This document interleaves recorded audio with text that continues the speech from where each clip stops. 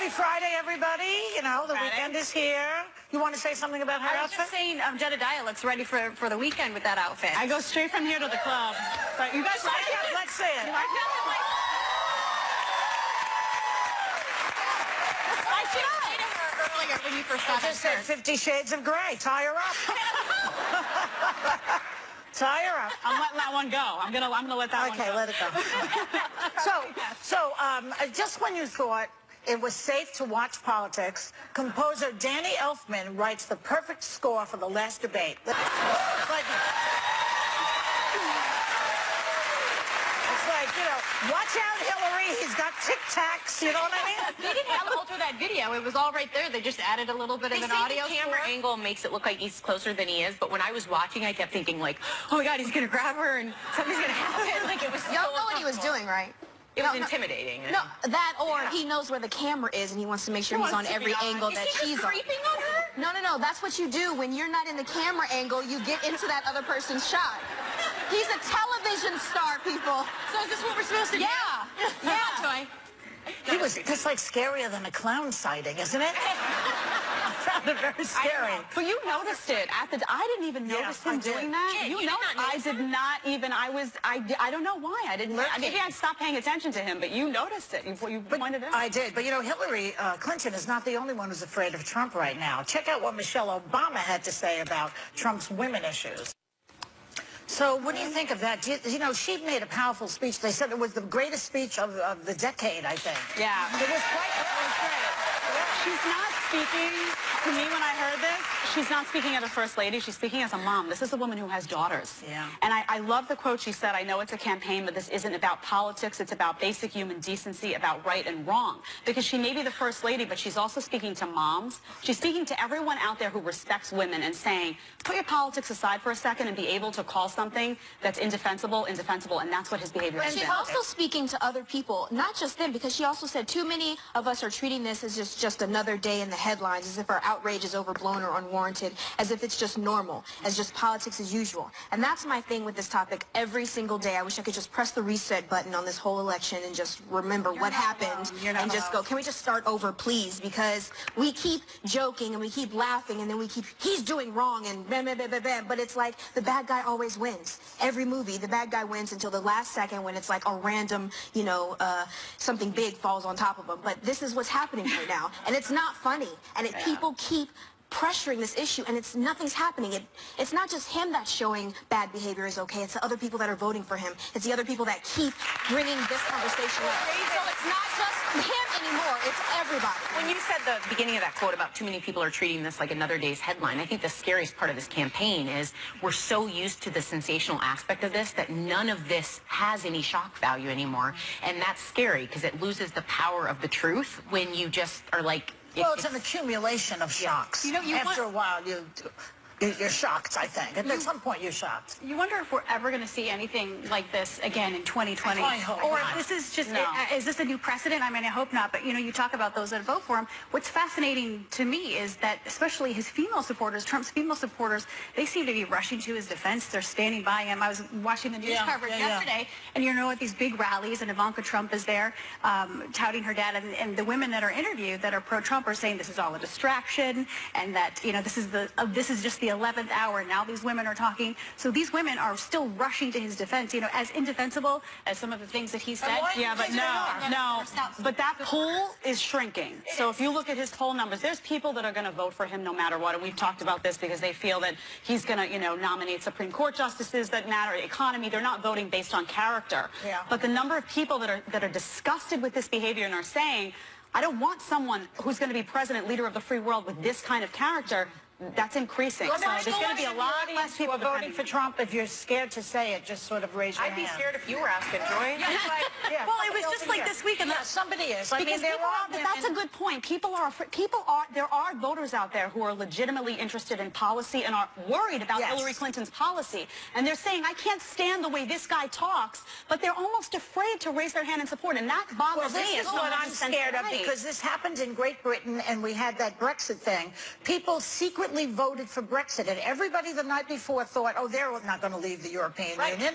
And then goodbye, they went. So it could happen here. People who are complacent about, voting or voting for third party better think about that. Go watch the documentary 13 on Netflix. Go watch that and then see who you're dealing with. Go watch that doc. Clay Aiken actually spoke with some Trump supporters that we're going to show, so we'll have some of that. But you know what, the libertarian, I know you're a libertarian, but the libertarian ticket even said, don't count Trump out right now, because there are people that are verbally, in public saying they're not going to vote for him, but when they're in that voting booth, who knows what they're going to do? Because people are saying that you're racist if you vote for him, and that's not necessarily true. It's not necessarily true. And it's not fair to the Trump voters to say that as a sweeping generalization. But he may not be. And he's using words that are reminiscent of what happened a long time ago. Oh, yeah. Well, let's watch some of that. It's not taking him off message, because he's calling all of his accusers liars and points out why he'd never lay a hand on them. This is the man who said, no one respects women more than I do. Yeah. In your dreams, Bobby.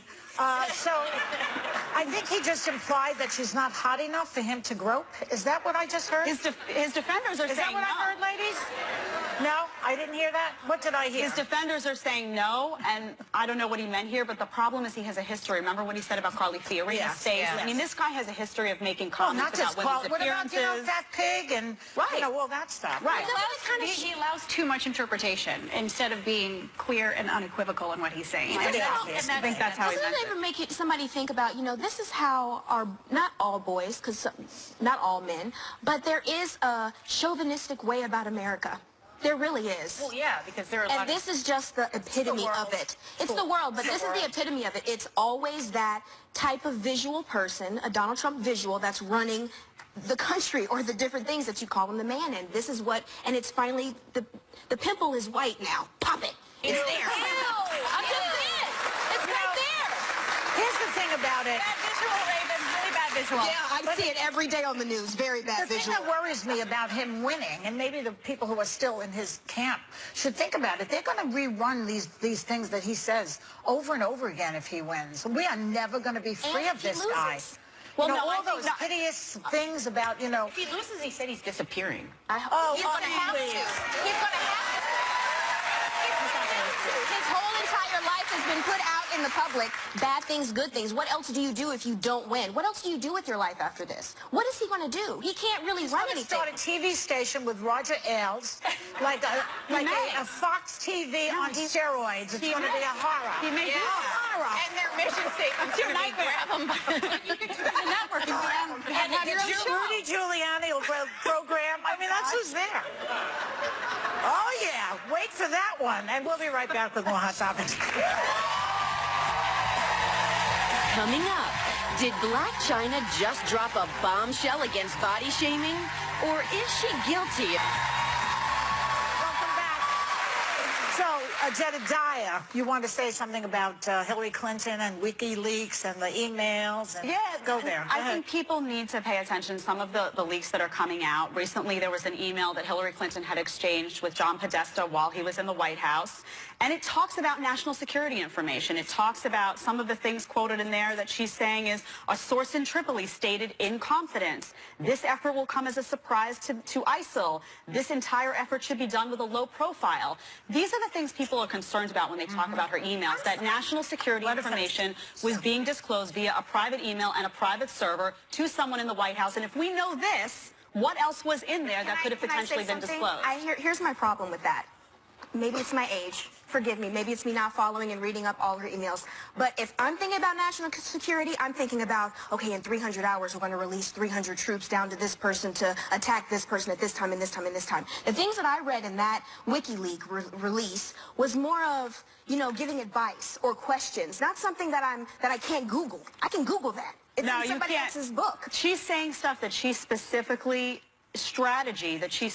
felt would be a surprise to the enemy. And my issue is, even if you read this and there was nothing in here, who's to say this is the only email that was out there? Now, we know, nobody can say, people are saying, oh, she wasn't hacked. We don't know if she was hacked. The director of the FBI came out and said, we don't know that, because anybody who would have been capable of hacking her would also have been smart enough to do it in a way that we wouldn't know. Is it important for you to know? She didn't have anything in those Is it important for you to know that when she wrote these, she was not even Secretary of State No, anymore? because when you're She was Secretary of friends State, with no. Podesta, When you and she leave was that job, when President Obama leaves that job, he is privy to information that we will never have. And he is obliged to not disclose national security information. But she didn't. She did. None of the She did, things and she she did it wrote while were she was blacked Secretary of State. While she was Secretary of State, information that was marked and unmarked classified went over that private email and that private server to heaven knows who. But this because we don't know if she was hacked. That's hearsay on your part. No, you don't know, and I don't We'll know. never know. We won't know if Russia or Iran We'll know or if anybody something got that happens, information. we'll What know. we do know is that she used a server that she shouldn't have and an email she shouldn't have for classified information. And you're seeing now, It's true. this stuff should not be He's in a discussed. few things, but he's a psychopath. That's my... That's it. That's it. That's the pot calling the kettle black. He is incompetent and dangerous. I'm not talking about his. I'm not saying that this makes him more or less competent. I'm saying these are concerns. Okay, there are People should be concerns, but considered. think of the alternative. We need to clarify about this particular WikiLeaks. We know Julian Assange and WikiLeaks had about, what, 50,000 emails. They've dropped about 11,000 so far. But this particular one, ABC is still vetting it. They're not convinced that it's actually legit because they say it's very, know if they're legit. it's very uncharacteristic of disavow it. Hillary Clinton. It's very Let uncharacteristic. her come out and say, that's what I wanted to ask Tim Kaine the other day. Let her come out and say, I did not write this. This did not come from me. Because people need to know, what did you say? You deleted how many emails? We don't know what was exchanged and what wasn't. Let her go on record and But say, George this Bush exchange deleted didn't happen. millions of emails, too. They all do that. Okay, but I have a question. That doesn't make it right. That doesn't make it right. Here's my thing. Hillary Clinton has been, I'm trying. Hillary Clinton has been working with our country and for people across this country and other countries as well for many, many years. Why would she try to release secret information? What is They're what is saying she it was doing? unintentional. They don't think Okay, that... so get off her back about it. Like, seriously, she did it. It's not intentional. It's not intentional. No, but even if it's Get not... off her back about it. I'm sorry. Classified as careless. It's gross After. negligence. They No, it classified wasn't. it It was after during. the emails came out. Because if you're Secretary of State, she was briefed. She wasn't during this time, though. No, Remember not that. during this time, but she was told in meetings, this is what C stands for. You can and cannot do this. She's running for the highest office in the land. In the same way that I say, if Donald Trump is running for the highest office in the land, his character matters. If she's running for the highest office in the land, whether or not she knew or acted properly as Secretary of State, that matters too. Okay, but this is your choice. Transparency, though, Raven, and I don't think that you should let it go. I mean, if you want to vet it, if you want to hold everybody to the same standard, there's a level of transparency there that's not there actually. When you're deleting more emails than you're actually handing over, I mean, that's a She problem. went to court and was released, and that's okay. 33,000 emails, some people will say. I mean, they're not all about yoga and a wedding. I mean, when you're deleting that She many, had the entire FBI. Am I right? FBI. Investigator. majority of the FBI agents wanted to prosecute her. They said, no, she good. Bye. For the right wing. They want more. They literally said, no, she good. Bye. I get what you're saying, but satisfies them. everybody has to be held to a certain standard. So The FBI concluded she was wrong. They didn't have enough, according to them, to indict her, but they said this was gross negligence. They told us she lied. Okay. She said she did not send classified information. FBI Comey came out and said she did. She sent information that was marked classified. All That's right. a lie. I'm All just right saying. already. I'm just I saying. gotcha. You gotta hold them both I got it. accountable. I won't go back to my original thing. It's her or him. This is the choice you have. or Gary Johnson. You know, it's like when you say, gee, I don't want to get old. And they say, well, what's the alternative? I say the same thing here. Right? What's the alternative? To write in somebody. That's the I really I'm going to write somebody. Writing in does nothing but waste your vote. No, it's a protest vote because I can't stand that Nobody our cares. system is defined by these two people. It makes me sad as a person Nobody of this cares. Nobody cares if you write somebody in, unless you run through the street saying, I wrote somebody in. I promise you, Nobody there's cares. people that care. No, I care. I have been given a right to vote in this country. I respect that I'm right. glad you're These doing two that. people are not suited for the job, and I plan to write somebody in. who Okay, is. or then you have to endure the consequences. Like everybody else who has President Trump. You will have to endure the consequences. Participation on a third party, they might actually be reconsidering the system. Say it again. I think a third party is going to be the Trump party. We'll be right back. That will be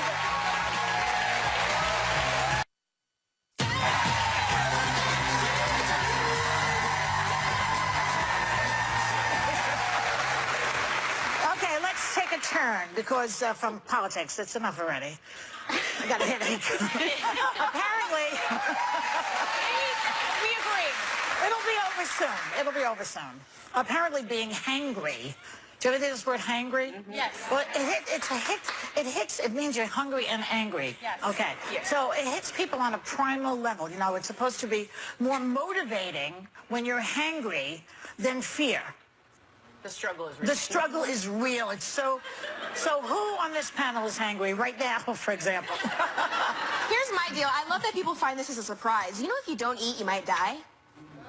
Yeah. I don't know. I'm not going to go that far. I just find joy in But, like, eating. you have to eat to survive. You have to Yeah. eat. If you don't eat, your body is like eating It's not a itself. death thing. It's like a happy thing Pretty for close. me. It's not healthy if you don't eat. I mean, it's not good.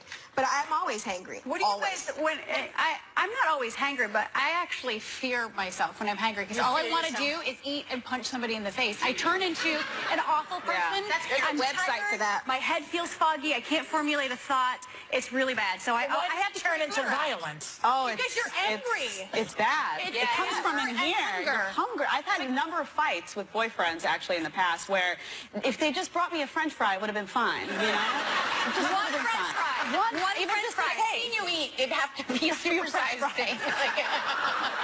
You know, now that I think of it, I think I was hangry when I said to Steve yesterday, "What is wrong with your gender?"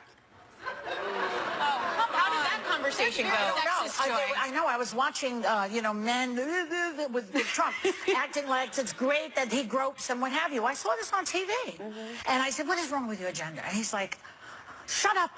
He had nowhere to Did he go bring with you that. I was hangry though, and I not was eat? watching all this on television. Now things like that. Was that in the afternoon or the morning when you asked him? It was in the afternoon. And you didn't have breakfast? I needed a snack. Yeah. Yeah. Have you seen those Snickers commercials? And also, I do feel like, my husband and your husbands are all great guys, and it's not men.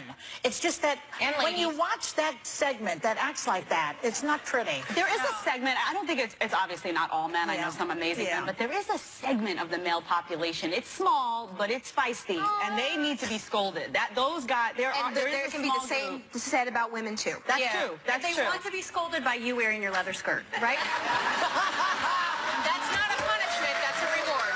Okay, so, all right, so another part of this topic is, we're speaking about hangry. A lot of people set aside cheat days, we're talking about food now, to eat whatever they want when they're on a diet. And the experts say that it's the wrong approach because it makes you feel guilty afterwards if you cheat. It's the wrong psychology. You should call it a treat day because the whole point is that you worked for it, so it should be a reward. Because when you say it's negative, you're assigning all these bad things to food, and then often it ends up not being as pleasurable as it can. It's always pleasurable. It's always pleasurable. Because my candida that grows in my stomach, check that out. My candida grows. Isn't that a song?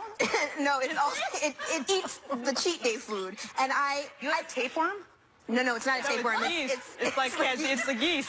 It's very important to feed that beast in there, and cheat days do that for me because you always need that little number 4 with cheese, extra sauce on the side, and like a smoothie or a Frosty, whichever one number 4 you go to. And that cheat day is always important for one's sanity because when you eat vegetables and gluten-free and less oil and, not fried, I'm going to need some tartar sauce on that. It's been so pretty because you eat plants.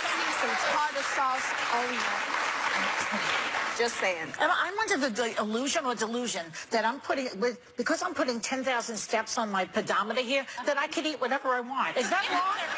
I just eat whatever I want. And it shows. I tried dieting after in college. I gained not the freshman 15. It was like the freshman 50. I gained other people's weight. 5-0? I gained 5-0 she gained. not that much, Were you but I gained. My face No. is like a dinner plate. Were you pregnant? I was not pregnant, but when I was pregnant, I gained 50 pounds. But I don't know, like dieting to me, I don't know. It just feels like you're creating such an unhealthy relationship with food. My mom and dad, my in-laws. Lifestyle, I say according that to Jenny Craig. my mother-in-law's favorite ingredients are bacon, butter, and heavy whipping cream. I don't understand what's wrong with that.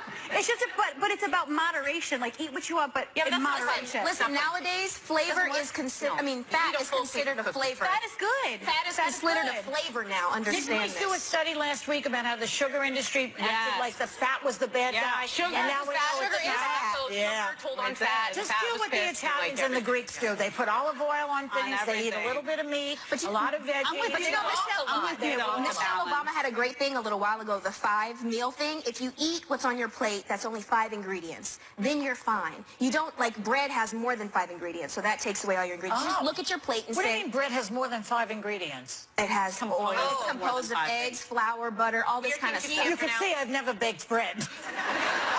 I have no idea. But that's a good way to just eat. Just make sure that what you're eating has less than 5 ingredients. Haagen-Dazs has a flavor called Just 5. Oh, that's interesting. The two of us raced to the food. Wherever we are, we had to shoot a music video, and the two of us, it was like everyone got shoved out of the way. make me angry. Get hungry. Okay, we gotta go. And these are some hangry bitches we got here. We'll be right back.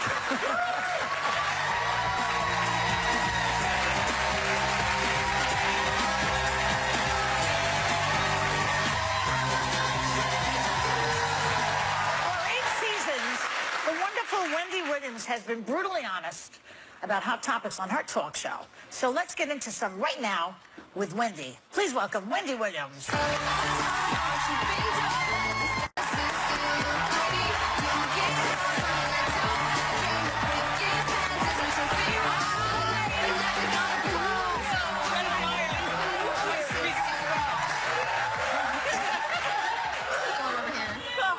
Well, thanks for the invite. Wait, why did we No, hold on. Let me get all Oh the my way up. God, what happened to Wendy? We lost. I'll explain. I'm 5'11" taller than anyone at the table, but it's all legs. Still too short. 40-inch legs and no torso. Just use your legs and let me pull you up. Ready? There you go. It's awful, said no one ever. There you go. There you go. Thank you. How you doing? You are all doing, Wendy. All leg. She's all leg. Yeah, not my problem. Yeah. Well, all leg and Boob. There you go. Yup. Leg and boob. That's Wendy. That's me. So let's do a hot topic, all right? Okay. So Black China is showing off her pregnant belly in a crop top, and she's actually bragging about all the weight she's gained. I don't know, 50-something pounds. Look at her. Good for her. There she goes. So do you think this will change the way people feel about, how they look, about their bodies? Will this help? When you mean while they're pregnant? Well, either way, yeah. I mean, she's just saying, this is what I look like right now. Well, It has to be while she's pregnant, though. Yeah, I think that she's talking about the pregnant thing. okay. And no, to me, however a woman wants to celebrate herself when she's pregnant, there's one thing that I did see that Black did that I regret that I didn't do, and that is that casting of the boob and the belly. Yes. Like I wish that is so pretty to me, like artwork that you could hang in your house. I agree. Innocent. I don't know. I feel like, where would I put that? It's a little creepy. No, you put that in the basement right next to your husband's trophies of another team. That's what you put next to. I mean, You're welcome. give it to your Here's man, your child. or put it in your closet, or Give it to your man? Yes. or save it for yourself. I mean, when else in your life do you gain 50? I gained 103 pounds. So when else in your life do you gain that much weight? yeah. And it's beautiful. Where it's beautiful as opposed to But you you know slob. what? Ever since Demi Moore appeared on the cover of Vanity Fair magazine, show that picture. She was naked and she was pregnant. Remember Celebrate. that? Oh, I remember that was that. basically a tipping point for clothing while you are pregnant, or non-clothing in this No, case. my- I want to show you the picture that I grew up with, basically. This is Lucille Ball Yes. back in the 50s. That is the way women dressed She really does look before so Demi Moore showed up naked and showed her whole thing. I think that Americans were more puritanical in those days, and if you showed that belly, it was like, oh, she did it. I get mad at those women who's like, oh my God, I'm so ugly, I'm pregnant. Maybe I don't understand the hormones that's going on, but you're growing a human inside of your body, so you're allowed I can explain to gain what some that weight. is, though. Okay, so when that human grows, I thought I looked really cute, and I checked myself out. There are hormones Sarah. pulsing through your body, and you chase your husband around, and they're like, there's a baby in there. And they, like, freak out a little. So all of a sudden, like, you really need to feel normal, and they're like, it's coming at me, all of it. But how old is your youngest, though? 7 months. It's my only. 7? Yes, I do. Oh my She's gosh. brand new. I saw her when she was pregnant. I thought she was beautiful every day. I thought it was cute. Too. Wow, Show my that's husband. great. But here's the thing. thought you were cute, too. Well, I just didn't think I was sexual, and it's Right. like we made a baby, and like. Well, how'd you think you did it? Exactly. I kept trying to remind him. Exactly. But, I think you're right, though, because I remember when that cover came out with Demi Yeah. Moore, I remember older people, my grandfather, people being outraged. Like, Yeah. they couldn't believe it. And then I remember younger people looking at that and being like, wow, and having them actually rethink what that meant and identifying it as a beautiful thing. That's real. That's what's happening to a woman's body. That's great. Raven, you brought up a point, too, that, women, when they're pregnant, they don't necessarily feel beautiful, and they're manifesting that upon themselves. But sometimes you hear it from other people. I've been pregnant 3 times in this career, and I've gained over 50 pounds each time. And I remember, this is a shot of me at GMA with my third. But at my first pregnancy, I was working in Chicago. One of my bosses took me off the air before my due date because he said I looked uncomfortable and it was making everyone else uncomfortable. He took me off the air. Of course, 10 days. It gets uncomfortable. I know, but so he's telling me that I look exactly. But I mean, so even though I feel like I look okay, you're hearing that from someone else. How did you feel when you were pregnant? Well, I was on bed rest for 9 months, and I felt horrible. I mean, I gained 103 pounds. We'd already had 2 5-month miscarriages. And what I will say to first-time moms, for instance, Sarah, your baby is 7 months old. One day you might regret not getting that casting. Yeah. Just one day. Like, I do regret that, because now Kev is, he's 16 years old. He's a junior in high school. There are no more babies. I'm 52. I'm done. I'm no Janet Jackson. What do you think about Janet Jackson is having a baby at 50? Tread lightly, Wendy. That's my girl. I know. I love her, too. And all I'm saying is, good for you. Okay. It can't be me or any of the girls, none of the women that I know. And here's the thing. Women don't understand, when you watch your favorite stars get pregnant at 50 years old, all of a sudden you're thinking that this is something that you can actually pull off. Do you realize that you need a plethora of money to be able to have all the proper help in the house? Be very clear. Janet is not waking up at 3 o'clock in the morning. I can barely do that. I have to disagree with you, Wendy. I think she's going to wake up because she technically hasn't had a child yet. So I think she wants that experience. She's been working her whole entire life, at least for the first few months. She's not going to go right on tour, even though she should, because I have my tickets. But I'm just saying, she needs to birth the baby first. And I think she's going to have that experience. You're probably her biggest fan, so you might be projecting. She knows it. Yeah. You don't think so? You think she's going to have nannies to take care of you've it? waited your whole life for a baby. She might, Yes, young Raven. Janet Jackson's never had a baby. You don't think she's going to nurse that baby? She's going to breastfeed. I had never had a baby, and I did it for one night and was over it. Raven. I'm just hoping to see Janet in a motherly light. You will, but she's going to have a lot of help, and that's what I'm trying to tell to women. Right. When you think about these late in life babies, think about all the help that you're going to need. In addition to having the baby's father in the house, you're going to need a lot, like, getting down on the floor and playing and diapers. So and what you're basically what you're saying, Wendy, is at 50 you're in management, not labor. Very nice. Very nice. Wendy is not going away. She'll be right back.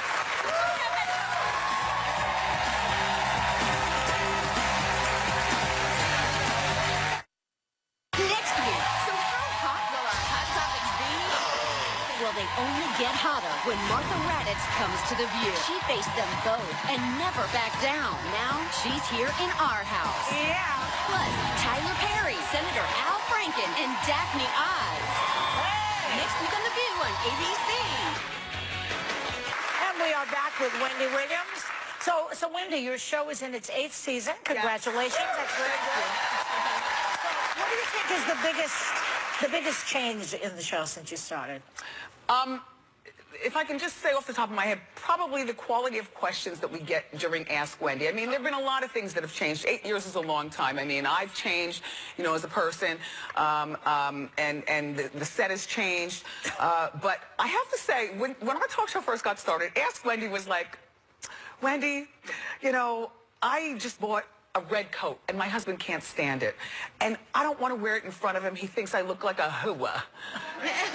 He's a hooah. Can I wear the coat? And I'm like, yeah, but wear it without him knowing. Yeah. Now the questions are, Wendy, my husband doesn't like my coat, but his best friend does.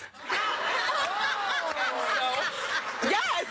And I love it. I honor that because that's just, I guess, a testament to the longer you're on TV, in this, particularly in daytime, you know, where we get a chance. It's an honor to be in you guys' houses and the beauty salons and stuff like that. Yeah. So then you become a trusted person where when people ask you a question, they really value your answer. And I do put a lot of thought into it. So let's ask her. We're going to do a little Ask Wendy the View edition, okay? With you? Yeah. Oh, yeah. Hurry up. Okay. Quickly. It's time. Quick. How you doing? How you doing? Okay, so I have a friend that had a baby 7 months ago, Sarah. And I'm wondering how important and when sex is important after having babies. Because sometimes it doesn't feel fun. But this might be Sarah and Max. It's my friend. It's Sarah. The thing is that I believe that the doctor says that you can get back to... After 6 weeks, that's way too soon. that is way too soon. Do they And know plus what you're happened tired. down there? Yeah. Here's the thing. Once you have a baby, it's really important that you make your man still feel like your man and not like just the father of this kid where all you are is a mom. Because then that becomes unsexy. So it's a lot of work on your shoulders. You're working a job all day at The View. I'm assuming we're talking about your friend. My friend. Okay. Who works in a similar job. You're working, all right, she's working her job at her talk show, but her man still needs to feel like a man in every way. What if I wear sexy clothes around the house but do nothing That's a else? start. That's a start. I can have It's a start. Okay, but I have to. It is, I mean, All right. you know. What you're saying is I have to put out. Okay. Yeah. Okay. Your friend has to put out. Jen has a question. I gotta make it Italian and say, how you doing? How you doing? How you doing? All right, this is a question I'm terrible at, but I get asked all the time as well from women. How do you tell if a man is serious about a relationship? What are the signs? How do you know he's for Shows up. real? How do you know he's for real? Well, I mean, yeah. Because you know they all pretend to be serious. Yeah. So how do you To distinguish? get something, and so. He shows up, like you have quality time together. You can tell by the content of your conversations. You know, you're not going to sit there all day and talk about, Lil Wayne and Justin Bieber or going to see Is that what you have a Adele. name for him, Little Wayne? No, but I'm just saying, like pop culture. You're going to have conversations that matter. You'll have conversations that matter. He shows up. He's respectful. He remembers little things. Like if you say you don't like onions and he invites you over for dinner and puts onions in stuff. Gotta go. Then he's needs gotta to go. find some- Yeah, Well, that's not fair. Wait, We no, get all the no, time. it's not hooks. Hang on to him. If he doesn't like your red coat, kick him out. All right, I got Okay, you. we got But it. attention to detail. Wendy, we don't have time, but we can have listen to you all day long, and thank goodness you have your own show. Thanks to Wendy Williams. Look for the new faux fur line in her collection. Oh, she's an entrepreneur on HSN, November 5th. The Wendy Williams Show airs every weekday. Check your local listings, and we'll be right back.